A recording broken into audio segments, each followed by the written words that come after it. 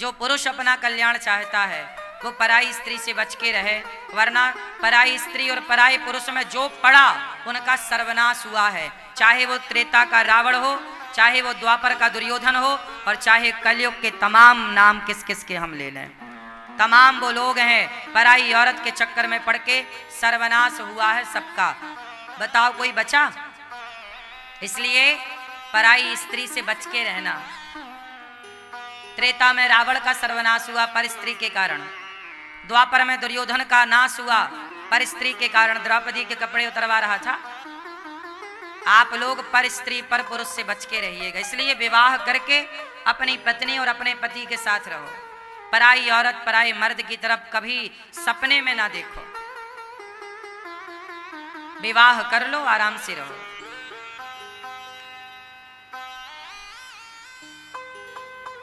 और आजकल ये जो परंपरा चलती है लिव इन में रहने की, आजकल लड़का लड़की ब्याह नहीं करते। स्कूल कॉलेज के लड़का लड़की ये विवाह किए बिना लड़का लड़की साथ रहते हैं पति और पत्नी की तरह। संबंध भी बनाते हैं ये लोग शारीरिक, और ये कहते हैं कि हम आज के पढ़े लिखे बच्चे हैं। आपकी पढ़ाई यदि आपको चरित्रहीन बनाती है तो इससे अच्छा तो अनपढ़ है जो चरित्रवान तो है कम से कम। यदि आपकी शिक्षा आपको चरित्रहीन बना रही है, आजकल पढ़ने लिखने के नाम पर कुछ बच्चे, सब नहीं, कुछ बच्चे चरित्रहीन हो रहे हैं। हाँ या ना? लिव इन में रहना, एक ही कमरे में लड़का लड़की रहते हैं, शादी के देखो। इसलिए हमारे ऋषि पुराने बुजुर्ग लोग क्या करते थे? जल्दी शादी कर देते थे। क्या कर देते थे? जल्दी शादी कर देते थे, क्योंकि उनको पता था कि शादी लेट हुई तो ये लिव इन में रहने की बातें करेंगे। तो लिव इन में रहना है तो हम कहते हैं कि पराई स्त्री के संग क्यों, विवाह कर लो और अपनी पत्नी और अपने पति के संग रहो। खूब पढ़ो लिखो, गृहस्थ में रह के पढ़ो और साथ में रहो, कोई दोष नहीं, पर चरित्रवान बनो। आपने पराई स्त्री के साथ रहकर, पराई मर्द के साथ रहकर यदि अपना चरित्र बिगाड़ लिया तो फिर आपकी कोई वैल्यू नहीं है। आप कितना भी पढ़ जाओ, रावण जैसा कोई कितना पढ़ सकता है क्या? रावण सबसे बड़ा विद्वान था, पर चरित्रहीन होने के कारण कोई पूजा नहीं करता, सब पुतले जलाते हैं। राम तो रावण से कम पढ़े लिखे थे। बताओ, रावण ज्यादा पढ़ा लिखा है कि राम? बोलो। राम तो भगवान है, उनकी शिक्षा का तो कोई अंत नहीं, लेकिन व्यवहार में तो रावण ही विद्वान था। लोग कहते हैं ना रावण बड़ा विद्वान। आपने ये भी सुना होगा कि जब रावण को बाण लगा, राम ने मारा, तो राम ने लक्ष्मण जी से कहा कि जाओ रावण से कुछ ज्ञान ले लो आखिरी। ये भी सुना होगा आप लोगों ने। तो राम भी ये बात मानते थे कि रावण विद्वान है। रावण बहुत बड़ा नीतिज्ञ था। रावण विद्वान ना होता तो सोचो, शंकर जी खुद आते थे। आप लोग तो सावन के महीने में माटी के शंकर जी बनाते हो, रावण तो असली शंकर जी को कैलाश से बुलाता था। सावन आ गया, भोलेनाथ जी यहाँ जाओ, लंका रहो 1 महीना। डायरेक्ट उन्हीं को बिठा के डायरेक्ट अभिषेक करता था रावण, ऐसा ज्ञानी था। शिव जी को बुलाए तो शिव जी आ जाते थे। था तो कमाल का, लेकिन उसने अपनी विद्या, उसने अपना पावर खर्च कहाँ किया? गलत काम में। चरित्रहीन हो गया, और जब चरित्रहीन हुआ तो आज तक पुतले जल रहे हैं। इसलिए चरित्रहीन ना हो आपकी संतान। बच्चों को चरित्र की शिक्षा भी देना सीखिए। बेटियों को लव जिहाद से बचाइए। आजकल बड़ा बेटियों के साथ एक धोखा हो रहा है। कुछ लोग, कुछ मुस्लिम लड़के हिंदू नाम रखकर, हिंदू लड़कों का नाम रख करके वो हिंदू लड़कियों को फंसाते हैं, और लड़कियां उनके प्यार व्यार के जाल में फंस जाती हैं। वो शादी कर लेते हैं और वो ले जाते हैं घुमाने लंदन, जापान, फला फला देश। और वहाँ ले जाके 2, 4, 5, 10 लाख में लड़कियों को बेच देते हैं। सारी जिंदगी आपका शोषण होता है, शारीरिक और मानसिक। सारी जिंदगी आप केवल वैश्या बन के रह जाती हैं। वही वैश्यालयों में जाके बेच देते हैं उन लोग। सारी जिंदगी तुम्हारे साथ बलात्कार होगा। ये प्यार व्यार के लफड़े में ना पड़ो। ये कोई प्यार नहीं करता। बार बार कहता हूं कि माँ बाप जो लड़का देखें आप पसंद करो अपनी पसंद का लड़का। माँ बाप को बताओ, कोई पसंद है तो माँ बाप को बता दो अपनी पसंद। माँ बाप पूरी जन्म कुंडली देख लेते हैं। प्यार व्यार काम नहीं करता। जिसके साथ जीवन गुजारना है उसका पूरा बैकग्राउंड चेक करना चाहिए। हर चीज देखने पे मत जाओ। कई बार पीतल भी सोने जैसा दिखता है। कई बार पीतल सोने जैसा दिखता है और आप सोने के भाव से पीतल खरीद लोगे तो जमाना तुम्हें मूर्ख कहेगा। और तुम्हारे पीतल को सोना मान लेने से कभी पीतल सोना नहीं होगा। ऐसे तुम कितना भी कहो कि हमारा वाला बुरा नहीं है, हम जिससे प्यार करते हैं वो अच्छा है, लेकिन ऐसा लड़कियां कहती हैं, लेकिन तुम्हारा वाला ही तुम्हें 2-5 लाख में बेच देगा। उसका तो धंधा है तुम जैसी लड़कियों को फंसा के। इसी का नाम है लव जिहाद, प्यार का व्यापार। लव जिहाद का हिंदी क्या हुआ? प्यार का व्यापार। लव जिहाद का अर्थ क्या है? प्यार का व्यापार। कि तुम्हें प्यार के जाल में, झूठे प्यार के जाल में फंसाया, 2, 5, 10 लाख में बेच दिया, फिर दूसरे को फंसाएगा, फिर बेचेगा। साल में 3-4 लड़कियों को यदि उसने फंसा लिया तो लो भैया 40-50 लाख का जुगाड़ हो गया। उसका तो अच्छा बिजनेस चल रहा है। तुमसे प्यार व्यार कोई नहीं कर रहा, वो तो अपना बिजनेस कर रहा। आजकल तो लड़कियों को प्यार के नाम पे फंसाना भी एक बिजनेस हो गया है। लव जिहाद बिजनेस। क्यों, बात सही है कि गलत है? बोलो हाँ या ना। द केरला मूवी देख लेना यदि मेरी बात का यकीन नहीं है तो। द केरला मूवी इसी पे बनी है पूरी, लव जिहाद के चक्कर में किस तरह लड़कियों को फंसाया जाता है और किस तरह बरगला करके हिंदुओं के खिलाफ खड़ा किया जाता है और किस तरह ले जाके बेचा जाता है। इसलिए मैं बेटियों से कहूँगा तुम झूठे प्यार व्यार के चक्कर में ना पड़ो। शादी तुम्हारे माँ बाप जहाँ करें, माँ बाप को चाहिए कि 10 लड़के लाके खड़े कर दो, 10 लड़के योग्य, और लड़की से कह दो इन 10 में से पहचान लो तुम्हें जो अच्छा लगे, पसंद कर लो। पहले हमारे यहाँ स्वयंवर होता था। क्या होता था? जोर से जोर से जोर से। स्वयंवर का मतलब क्या है? जो स्वयं वर्ण करे लड़की, लेकिन सबके साथ नहीं। राजा लोग 20 राजा को बिठा देते थे। 20 राजा योग्य, निमंत्रण उन्हीं को दिया जाता था जो योग्य।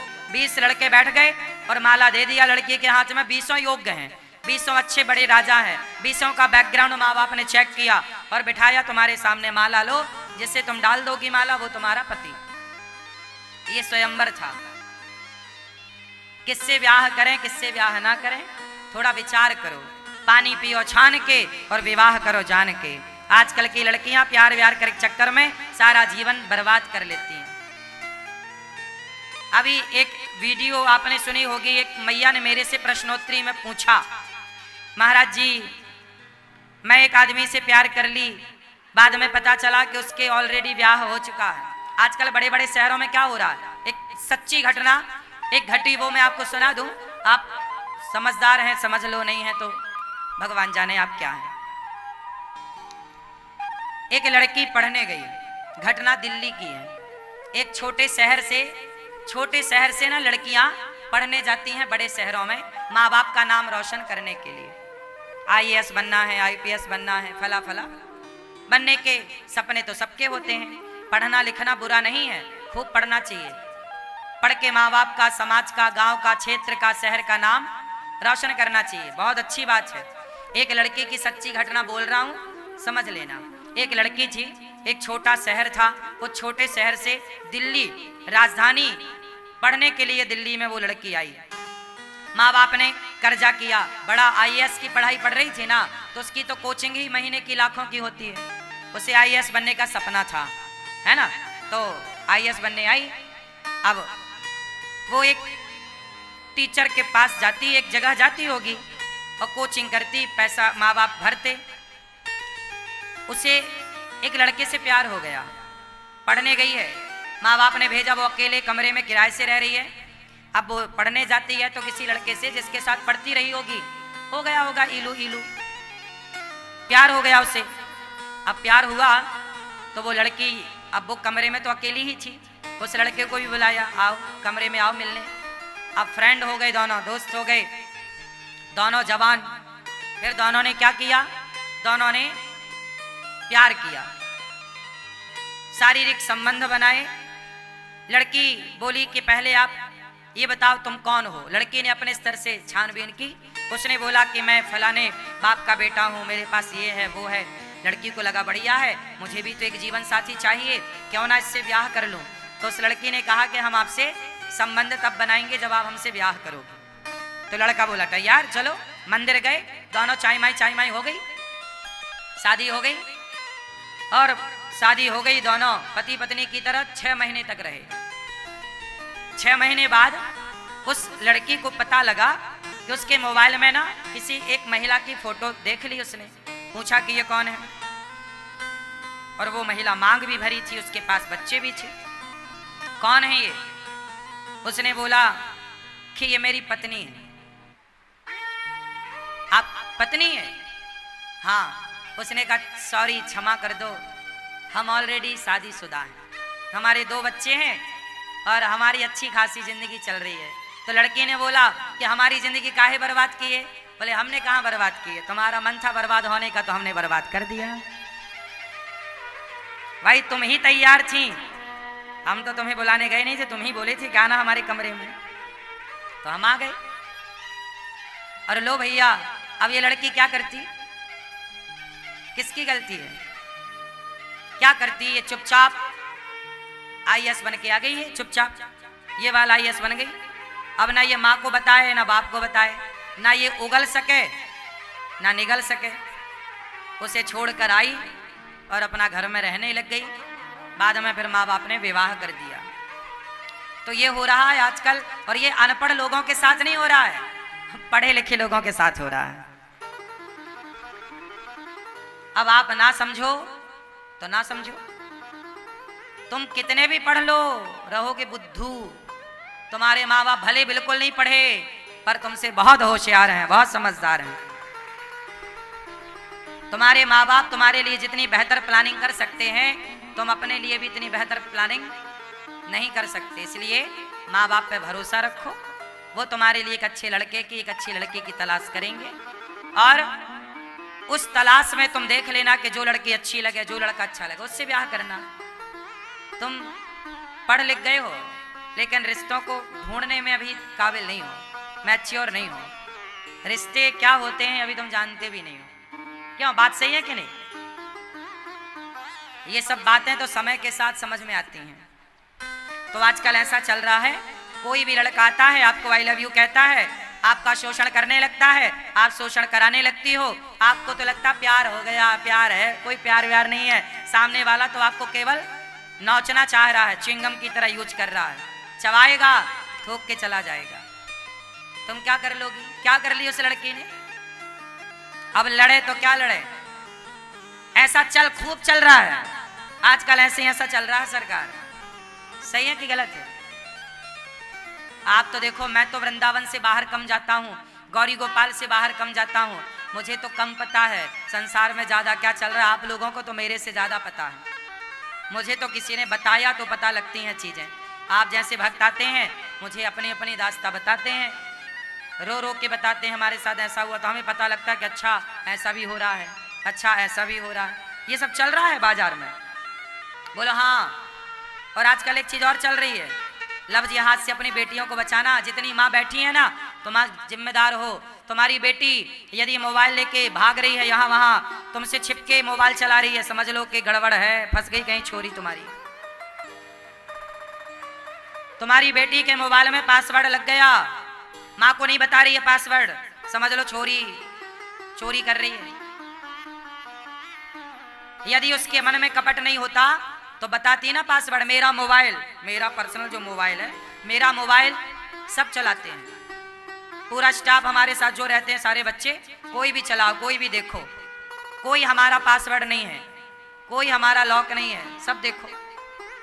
हमारे मन में कोई होता तो हम भी पासवर्ड लगाते। पासवर्ड लगाना चाहिए मोबाइल में, कोई दूसरा यूज ना कर ले, कोई आपका ओटीपी ना निकाल ले, ये बात सही है। लेकिन आप अपनी माँ के सामने तो पासवर्ड ना लगाओ, मतलब माँ को तो बता दो पासवर्ड, बाप को बताओ, आप अपने मोबाइल का पासवर्ड बाप को बताओ, आप अपने मोबाइल का पासवर्ड अपने माँ को बताओ, अपनी बहन को बताओ और अपने भाई को बताओ। 4 लोगों को आपके मोबाइल का पासवर्ड पता होना चाहिए। एक तो आपके पिता को, बोलो हाँ, नहीं, आपके पिता को, आपकी माँ को, आपके भाई को, आपकी बहन को आपके मोबाइल का पासवर्ड पता होना चाहिए। यदि नहीं पता तो तुम्हारा छोरा हो या छोरी, दोनों तुम्हें अंधेरे में रखें। समझ सको तो समझो मैया, तुम नहीं समझो तो फिर हम तो समझा ही रहे हैं।